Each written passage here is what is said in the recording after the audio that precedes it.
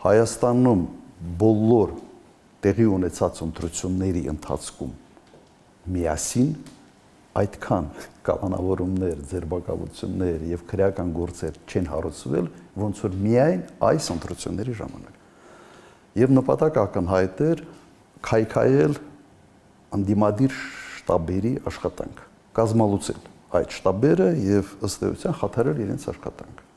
Միայն այս բլոկը արդեն եւս բավարար է ընտրությունները ոչ լեգիտիմ համարելու համար, որովհետեւ այս գործողությունը ակնհայտ ազդել է վերջնական արդյունքների վրա։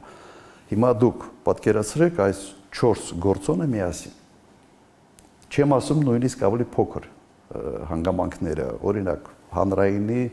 ակնհայտ կողմնակալությունը, հանրային հեռուստատեսության ակնհայտ կողմնակալությունը, բայց դա ասես միշտ էլ եղել է այս կամ այն աստիճանի։ Ես ասում եմ այն գործոնների մասին, որոնք երբեք այս ծավալի, նույնիսկ մոտիկ այս ծավալի չի եղել։ Եվ հիմա վերցրեք համակցված այս ամբողջը միասին։ Եվ սա իհարկե բերում է մեկ եզրակացության, որ այս ընտրությունները չեն կարող համարվել լեգիտիմ։